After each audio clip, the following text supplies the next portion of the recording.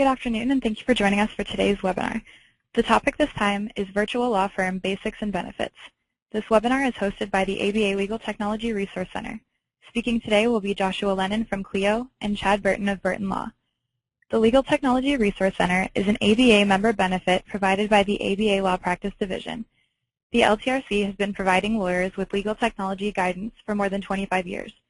You can find a variety of legal technology articles, guides, videos, and other resources on our website at www.lawtechnology.org or at our blog, www.lawtechnologytoday.org. Joshua Lennon is an attorney admitted to the New York Bar. He studied law at St. Louis University School of Law, obtaining a Juris Doctorate and a certificate in International and Comparative Law. During this time, Joshua clerked for the Missouri Attorney General, helping prosecute discrimination claims on behalf of Missouri citizens. Joshua also studied European Union law at the University of Georgia School of Law's Brussels Legal Seminar. He has since helped legal practitioners improve their services, working for Thomson Reuters publishing departments in both the United States and Canada. Joshua currently serves as Director of Communications for Clio, providing legal scholarship and marketing skills to the leading cloud-based practice management platform. Thank you all for joining us, and we'll now begin the webinar. Hi, this is Joshua Lennon. I want to thank everyone for attending. Rose, thank you for arranging this webinar and allowing Chad and I to speak on it. And to the audience, welcome to Virtual Law Firm Basics and Benefits. As you see in the bottom right-hand corner of your screen, there's a little hashtag ClioWeb. If you have any questions about the tools that you see today, please feel free to go to either Facebook, LinkedIn, or Twitter and use that hashtag, and we'll be happy to answer those questions online as well. So we'll be taking questions both through GoToWebinar panel and after the presentation using the hashtag ClioWeb. I'd like to first talk about defining what is a virtual law firm. And a virtual law firm is just like any other law firm, except there is a focus on tools and communications between both lawyers and their clients. So rather than investing in both a location and the traffic associated with it, you're instead looking at tools that allow you to communicate easily, quickly, and efficiently from any location between attorneys and the firm and between clients as well. And what this means is that in a virtual law firm, lawyers can work in the traditional office setting, but they can also work from home or from coffee shops and communicate and work effectively with clients from any of these locations. What are some of the benefits of virtual law firms? The first benefit is that of expanded jurisdictions. And when Chad comes on to speak a little bit later, he'll talk about how his firm, Burton Law, actually has several jurisdictions represented within their virtual law firms with a minimal number of investment in order to reach those jurisdictions. So normally, when a law firm is looking to expand from a jurisdiction, they'll have to either move and open an office directly in that location and then apply for membership at the bar of that state. But under a virtual law firm setting, it's very easy actually to expand into another jurisdiction because your tools allow you to be an effective attorney anywhere within your locations. So all you have to do is reach out to that jurisdiction, bring on a new lawyer from it, and you're up and running without the investments that traditional law firms have had to undergo. Another benefit of virtual law firms is the ability to have expanded practice areas. Unfortunately, for most solo and small law firms, the glass is always half full when it comes to clients. Normally, a client will come to you with a single matter, and you're able to help with them, but often they'll come in with a matter outside of your specialty or your practice area. And traditionally, you've had to refer those clients to another law firm, losing that business and maybe getting a referral fee instead of actually working alongside that client as well. With virtual law firms, the tools that you enact now allow you to go for a glass full scenario where you bring in the tools and resources that you need to handle an expanded practice area, either by bringing in new lawyers to sit as junior underneath you on a case, or by bringing in contract associates to help with you on those cases as well. So rather than giving up clients and settling for a referral fee, you're keeping those clients and focusing on giving them a full-service law firm that you expand or contract as needed. Another benefit, which most people think of when it comes to virtual law firms, is that of lower overhead. The real estate for lawyers right now is actually quite expensive, with real estate in Manhattan going for quite an astronomical sum. But if we look at more traditional areas like Kansas City, for example, we'll see that lawyers are still spending about $8,000 a year on rental for office space and even higher. And so with virtual law firms, real estate no longer matters, and it enables you to reach out and speak to your clients from, again, your home office, the rental space that you have that you use on a per-needed basis, or even meeting them at their own locations, but still taking the full tools and resources of your law firm with you. It greatly decreases the overhead associated with practicing law. Virtual law firms also have lower IT costs. They tend to use cloud-based services, which means that there's no need to maintain expensive servers within an office space. They also enable a user to have consumer-grade equipment with all the great price structures of that without having to go out and buy specialized software to install on top of it. Because all these items are cloud-based, you're able to just literally walk into any computer store, grab a computer off the shelf, log into your cloud service, and you're up and running. So there's no need to have an IT budget or an IT staff to support that. Virtual law firms also tend to have lower overhead when it comes to staffing.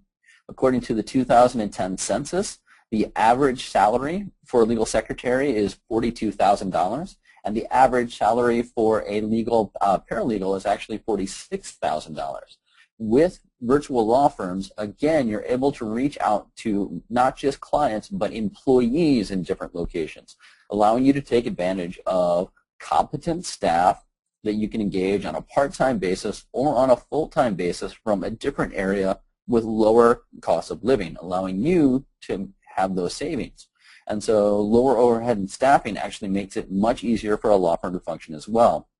And lastly, incidentals, things that traditional law firms actually charge back to their clients, like photocopying, long-distance calls, etc., don't actually tend to exist in virtual law firms.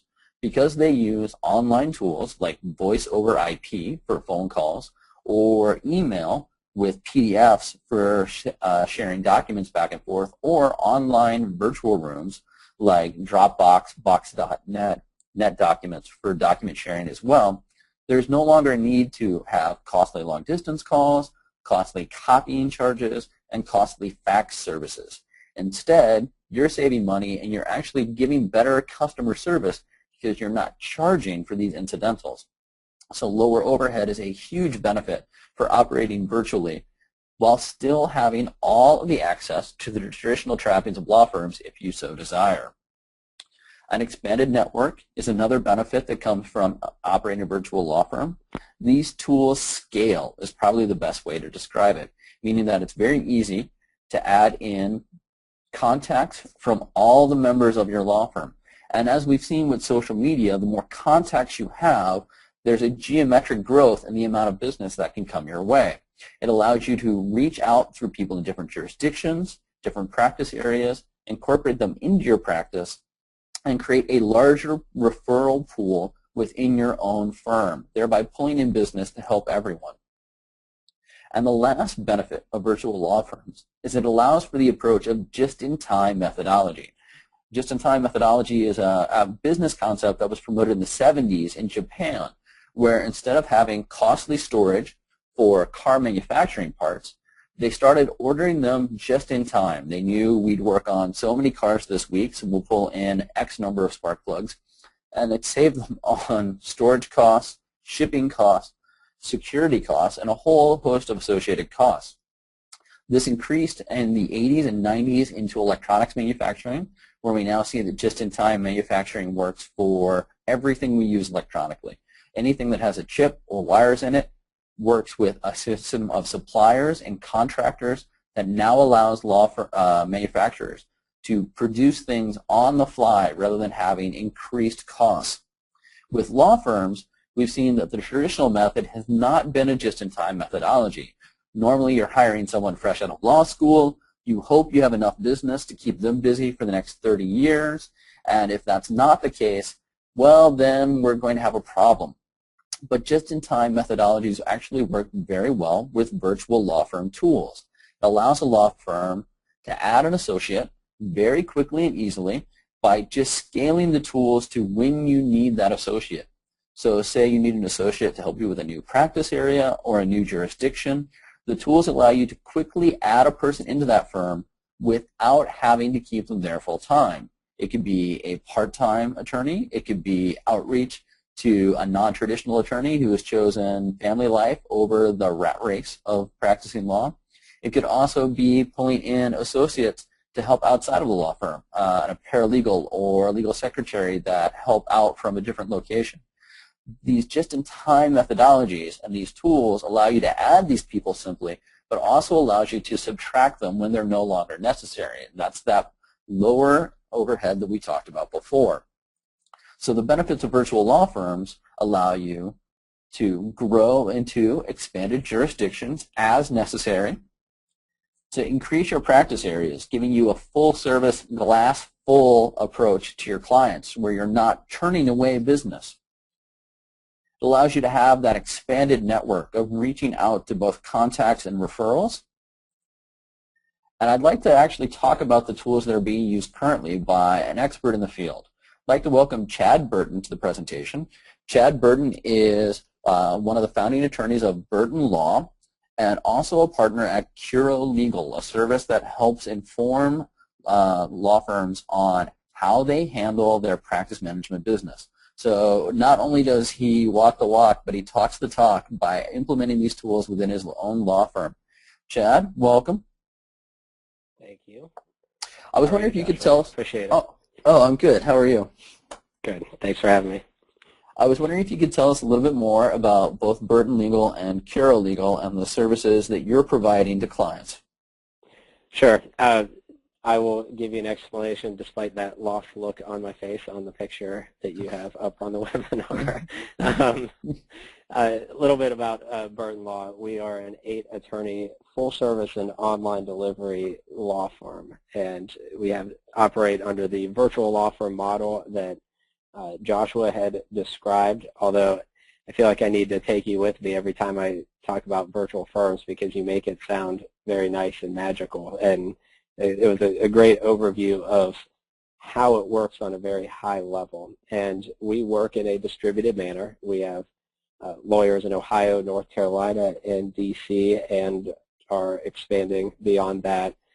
We use centralized office space because we do represent clients in a full-service capacity, so there is still a need for at least limited space to meet not only internally but as well as with clients. And what Joshua was talking about on the staffing side, instead of a full-service staff, we utilize virtual assistants for administrative work. And on the technology side, we are a fully cloud-based firm, and so we'll talk about, I guess, in a couple minutes, the tools that we use on the law firm side as far as and how they integrate. That's a real high-level overview of the firm. I mean, at its core, the way we operate is to kind of take what I think are the best of both the large and small firm world, which I've been a part of both, and to be able to leverage the good things and the having a solid technology base that larger firms are just accustomed to, but also have the freedoms to work remotely and in creative ways that small firm lawyers know and have appreciated for quite a while, and kind of bring those all together from a way to collaborate to serve some sophisticated clients. So that's the law firm side. My relatively new world is alongside running the firm is Curo Legal. As Joshua said, we're working with firms to help better improve use of technology in operations. And not only is it the idea of, hey, here's some ideas on what you should do, it's also the actual implementation side. So we have a virtual assistant division, a marketing division, a financial services division, as well as a professional development division with coaching, strategic planning, leadership development, that kind of fun stuff. So it's kind of fun, and Curo is growing out of what we've been doing with the law firm. So it's fun to be able to not only serve our clients using these tools and concepts, but as well as helping other lawyers be able to use them as well to better serve the industry and the public, but which also helps, obviously, I think, improve the industry. So, Chad, did you start Burton Law as a virtual law firm? It started, well, Burton Law, the entity really started as me as a solo lawyer. After I left the big firm world, and I left the large firm world to join a small firm here where I live, and that didn't work for me, so I ended up going solo. So in the middle of the fun recession beginning of 2010, I voluntarily went out and went solo instead of going back to the big firm world, and I liked the solo world, and it was going quite well, but I also like working with others and collaborating, so that's where I developed the model from there and launched it at the beginning of 2011, so it was a little under a year since I had become a solo. And how many jurisdictions did you cover when you started out?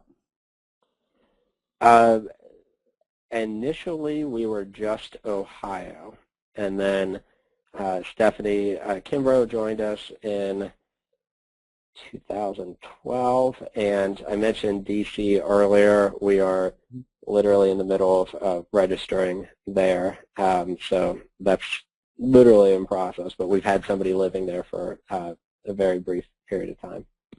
So you said you wanted to talk about the tools that you use within your law firm. You've got a slide for that. Let's jump to that. Can you talk about the tools that you're using both from a lawyer's viewpoint and from what your clients experience? Absolutely, because going back to what Joshua had said, we're using this both on both the internal side, but how we externally reach out to clients.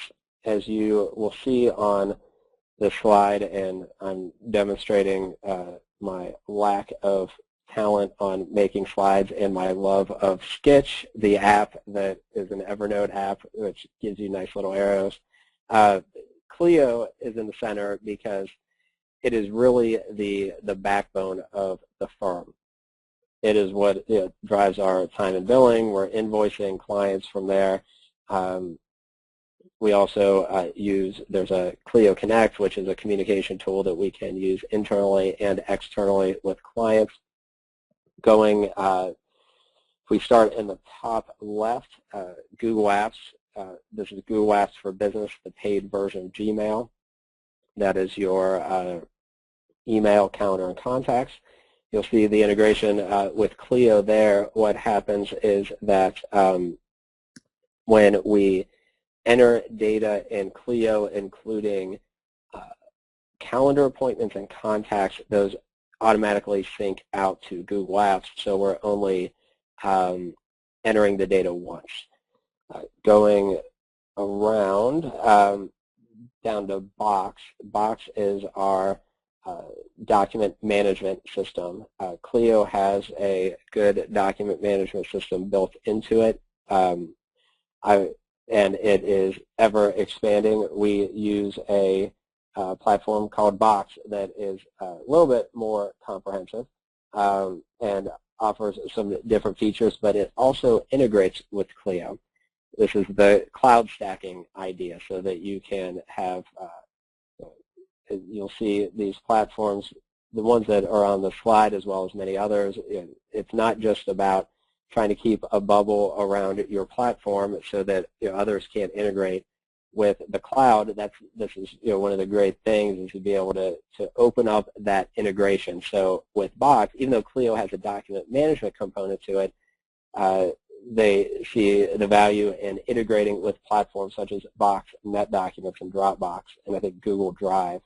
But Box is our document management system, and that's where we collaborate internally and externally. There are features in Box where you can tag people in comments, so they can your team members can see that a draft is ready to review. There's a task assigning feature in Box. We also set up external client portals, shared client portals in Box, where we can share documents as well as receive documents, or send out documents and receive documents. So if we, a good example use case is that I rarely, if ever, send an attachment to an email anymore. Each Box document and folder has a unique link, and I will email that link, whether it's to a client or to opposing counsel or whomever, and they can click on the link, download the document. It does a few things. One, it allows me to work very easily and mobilely off of my iPad and iPhone, but it also creates access stats. So if you email a document to opposing counsel and they say, hey, I didn't get it, you can go back to the access stats and they see that, hey, actually you did. According to your IP address on October 29th, you downloaded it at 2:22 p.m. and here's the proof. That creates an interesting dynamics. It also creates an audit trail and accountability. Absolutely, absolutely. And vice versa, you can have, and actually I can produce gigs and gigs of data through a link. So if we put documents in a folder in Box, I can email that link and the opposing side can download it. On flipping it around, on a collaboration tool, we also are able to have people upload documents to our system. So you can have a client or actually have permission to upload documents, and now you're not dealing with the back and forth of email or people mailing or mailing thumb drive. All the junk is now in the past with that kind of platform. To keep moving around here, Yammer it serves an important purpose within our firm since we do work in a remote or mobile nature. This is our water cooler. This is where we share ideas for upcoming events and things that are not necessarily client related, but maybe firm operations related. We'll use Yammer, which is I think the best way to describe it is it is a social enterprise network. Well, that's how they describe it, so that's a good way to do it. Social enterprise network. It's Facebook for our firm. It has a news feed. It has internal private messaging and things like that. And then rounding it off is direct law. Direct law serves an incredibly important function within our firm. If you go to our firm's website, burton-law.com, in the upper right-hand corner, there's online legal services.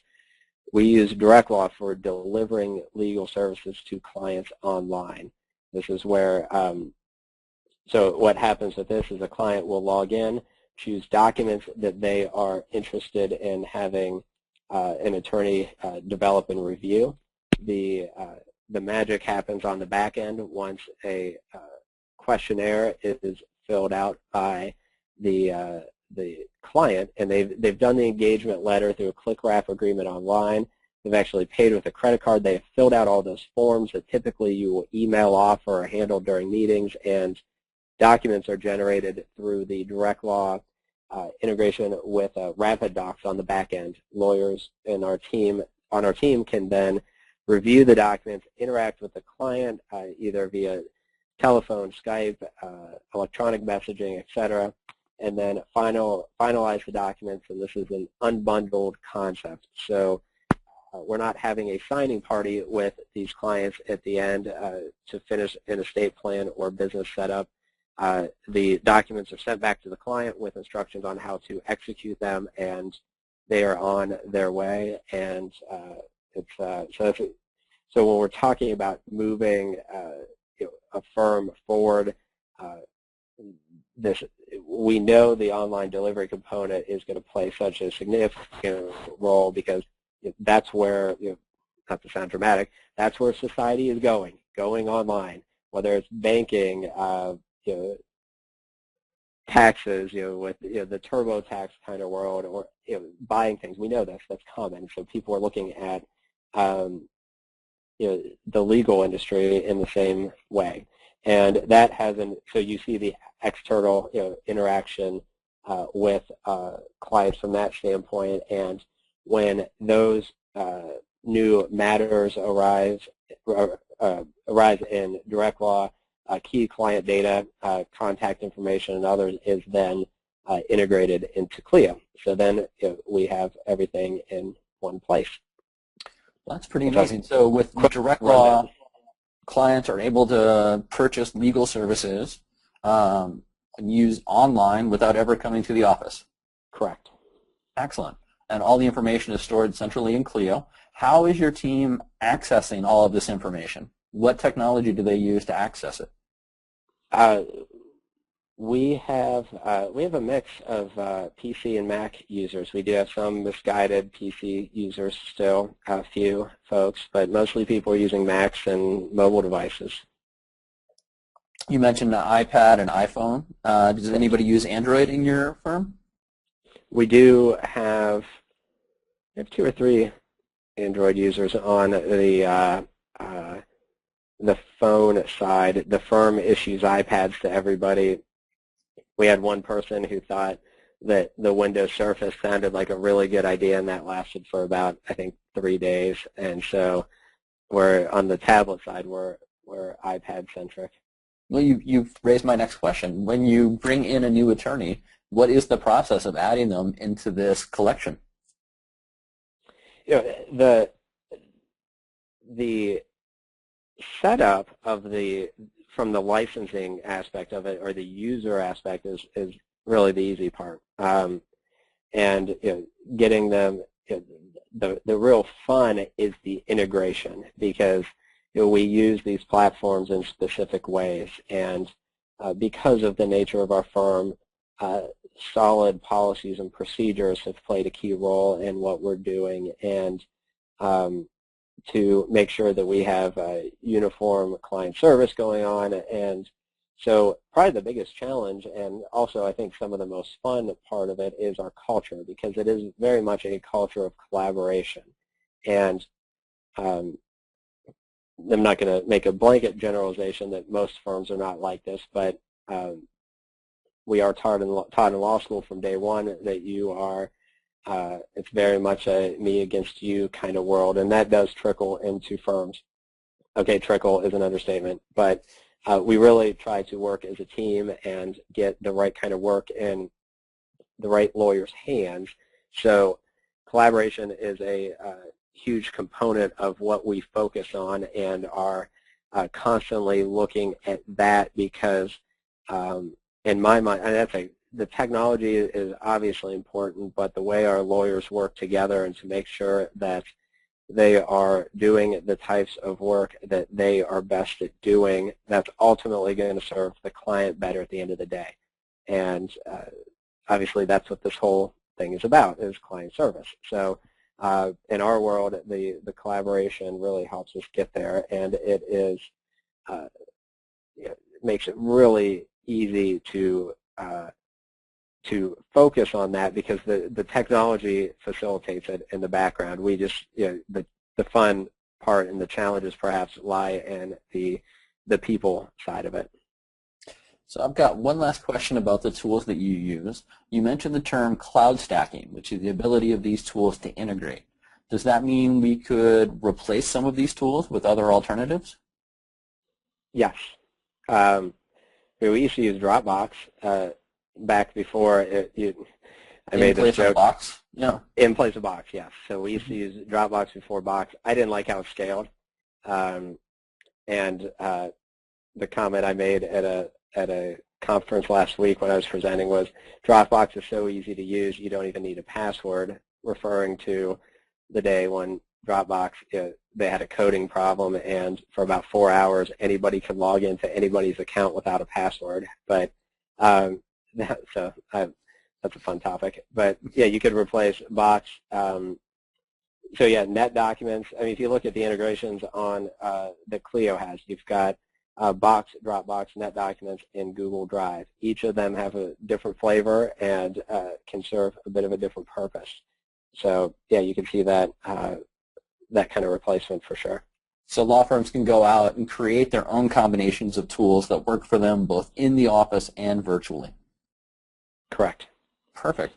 Well, Chad, thank you very much. I want to thank the Legal Technology Resource Center for allowing us to host virtual law firm benefits, basics and benefits.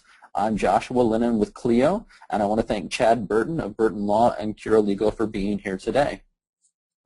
Thank you, Joshua.